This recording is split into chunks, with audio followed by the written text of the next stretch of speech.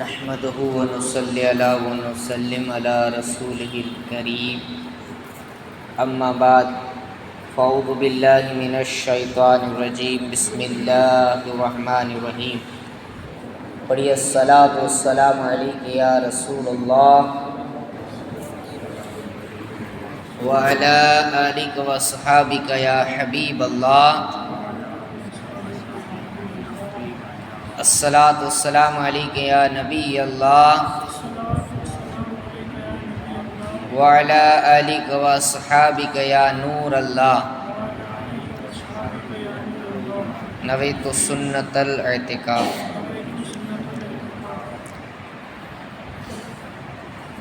صحابی رسول حضرت ابو امامہ باہلی رضی اللہ تعالی عنہ سے روایت ہے کہ غیب جاننے والے آخری نبی صلی اللہ تعالی علیہ وسلم نے فرمایا، وہ شخص جو سب سے آخر میں جنت میں جائے گا وہ پل صراط پر پیٹ کے بل گھسٹ رہا ہوگا، جیسے والد اپنے بیٹے کو مارے تو بیٹا چھٹکارا پا کر بھاگنے کی کوشش کرتا ہے، اس شخص کی بھی ایسی ہی حالت ہوگی۔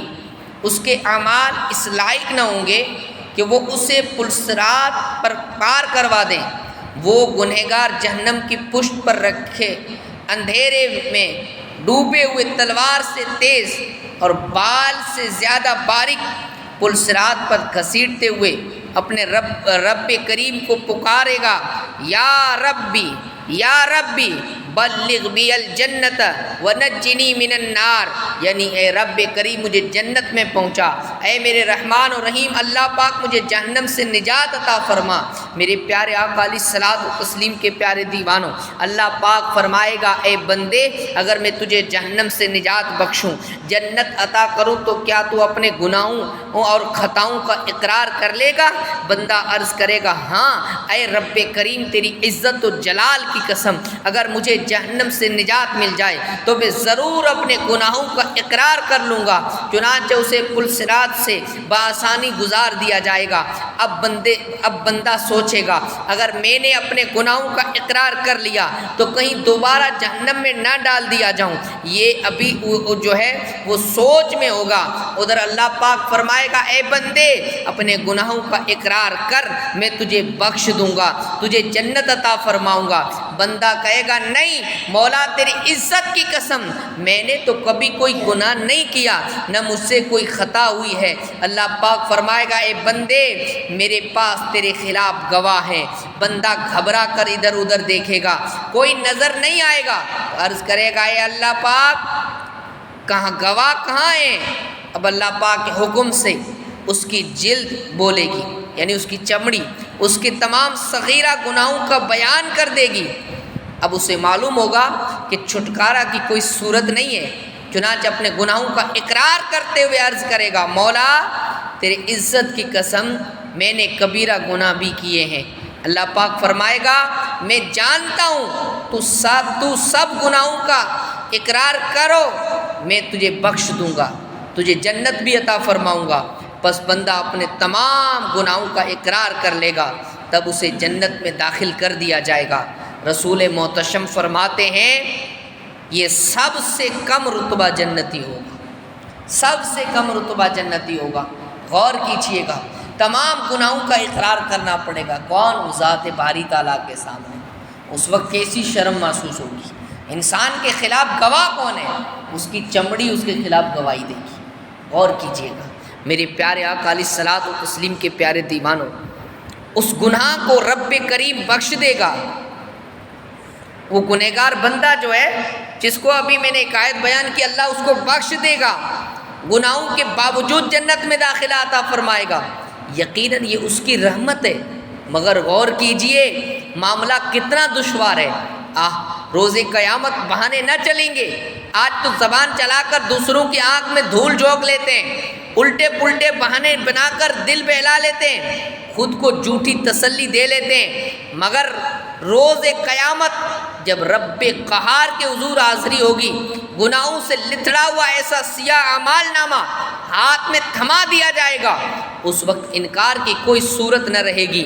ہمارے اپنے اعضاء، ہمارے ہاتھ، ہمارے پاؤں، ہماری زبان، ہماری کھال ہمارے جو خلاف گواہی دے رہی ہوگی، اس صورت میں نجات پا جانا انتہائی دشوار ہوگا۔ یقیناً قابل رشک وہی ہے جسے اللہ پاک اپنی رحمت سے جنت میں داخلہ نصیب فرمائے گا۔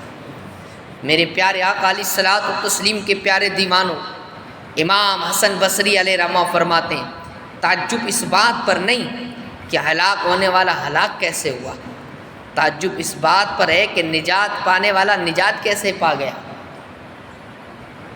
یعنی روز قیامت حساب و کتاب کا معاملہ ایسا سخت اور دشوار ہے کہ اس میں ناکام ہو کر جہنم کا حقدار بن جانا بہت آسان ہے، مگر نجات پا کر جنت کا حقدار بننا انتہائی دشوار ہے۔ لہذا حیرت اس بات پر ہے، اس بات پر نہیں کہ جہنم میں جانے والا جہنم میں کیسے گیا۔ حضرت حسن بصری کہتے ہیں کہ حیرت اس بات پر ہے کہ حساب کتاب سے نجات پا جانے والے کو نجات کیسے مل گئی۔ میرے پیارے آقا علیہ الصلوۃ والتسلیم کے پیارے دیوانوں، قیامت کا ہوش ربا منظر کیا ہوگا۔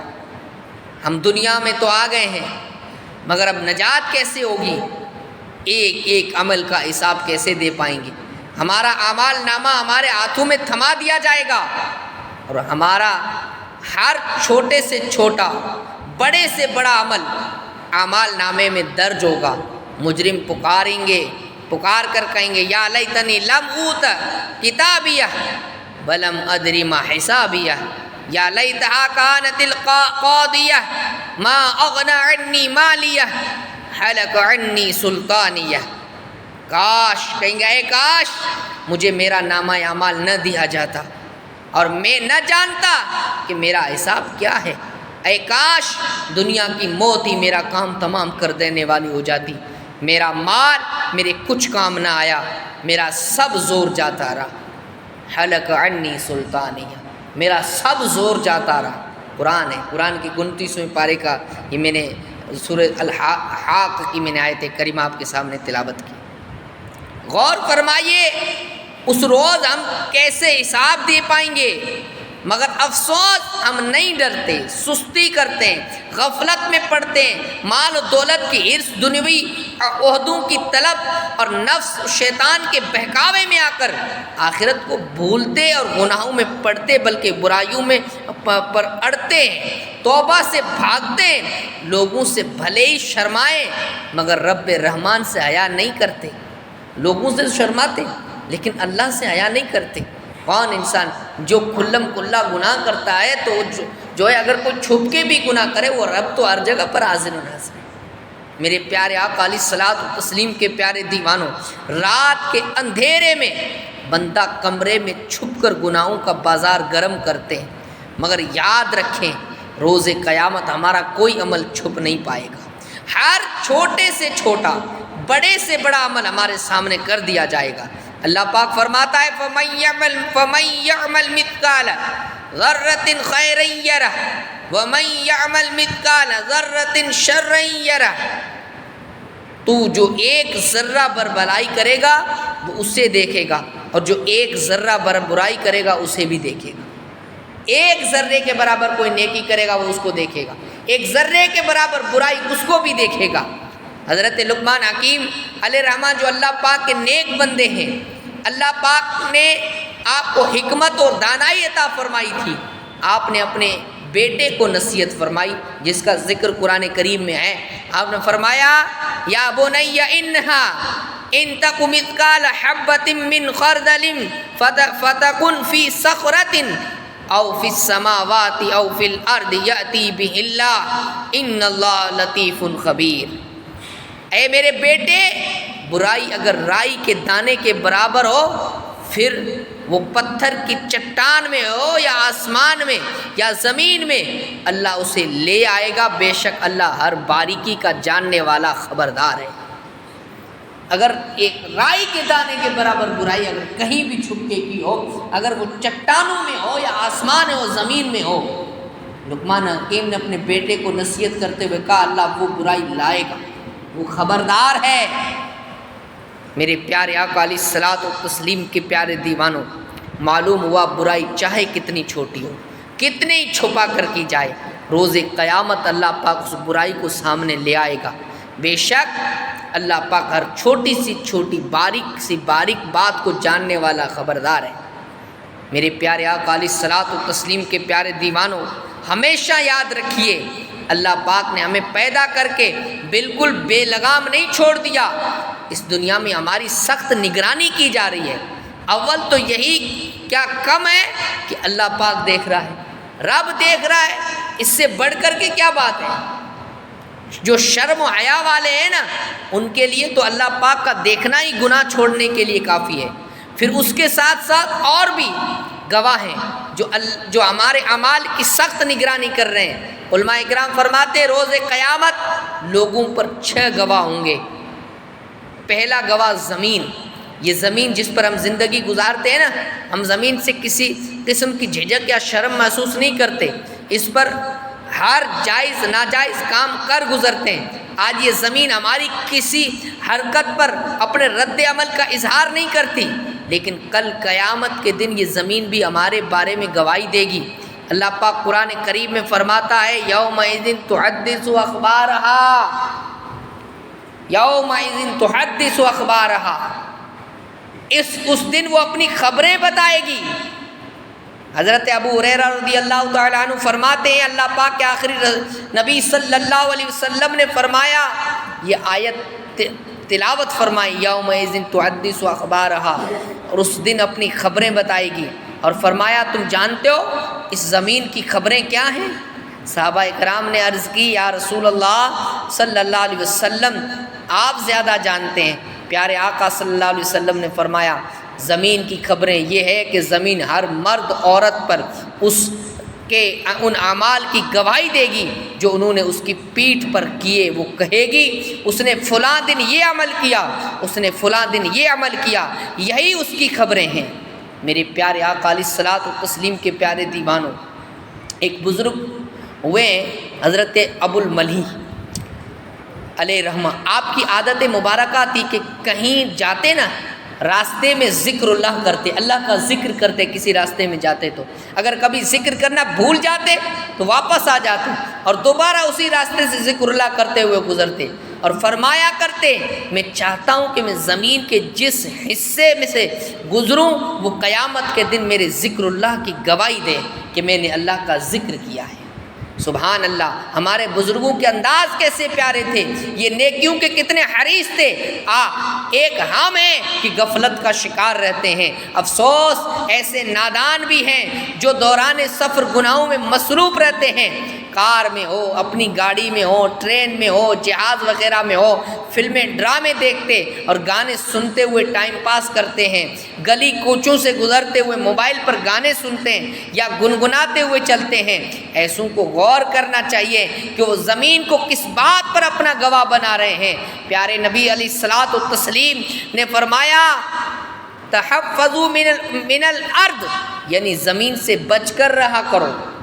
آقا نے فرمایا زمین سے بچ کر رہا کرو، فإنها أمكم، بے شک یہ تمہاری اصل ہے، وإنه ليس من أحد عامل عليها خيرا وشرا إلا هي مخبرة، جو بھی بندہ اس زمین پر ذرہ برابر نیکی کرے گا یا برائی کرے گا، روز قیامت یہ زمین اس کے بارے میں گواہی دے گی۔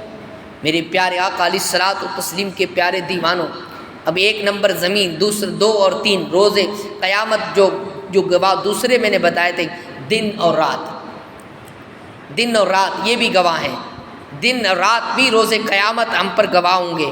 ہم نے دن کی روشنی میں جو کام کیے ہوں گے یا رات کی تاریکی میں کیے ہوں گے یہ سب بتائیں گے۔ چنانچہ حدیث پاک میں ہے کہ رسول محتشم صلی اللہ علیہ وسلم نے فرمایا، آپ فرماتے ہیں کہ ہر دن جب آتا ہے تو یہ اعلان کرتا ہے اے ابن آدم میں تیرے ہاں نئی مخلوق ہوں، آج تو مجھ میں جو عمل کرے گا میں کل قیامت کے دن اس کی گواہی دوں گا۔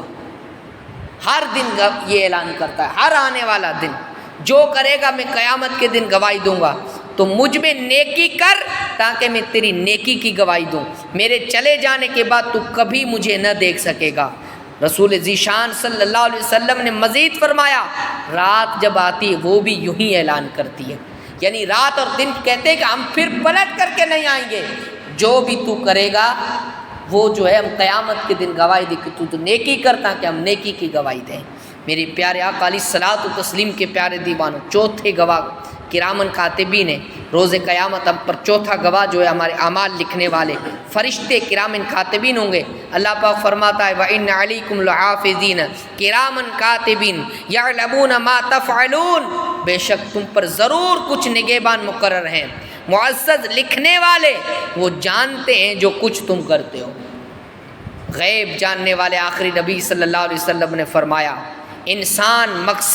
انسان کا مقصد زندگی سے غافل ہے۔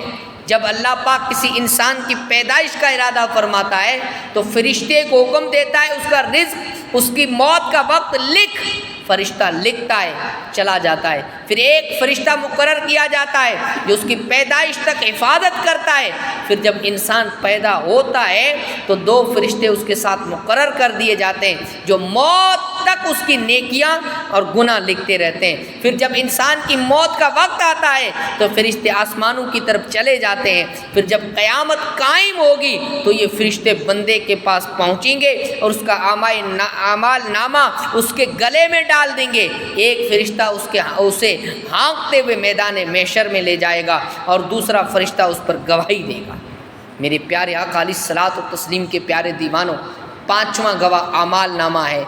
روز قیامت 5واں گواہ ہمارا اعمال نامہ ہوں گے جنہیں کرامن کاتبین مسلسل لکھتے رہتے ہیں، وہ ہوں گے۔ اور 6واں گواہ جو ہوگا وہ ہماری اعضاء ہیں، یہ ہمارے ہاتھ ہیں، پاؤں ہیں، کان ہیں، ناک ہیں، آنکھیں ہیں، پاؤں ہیں، پورا جسم ہے، یہ گواہی دے گا۔ میری پیارے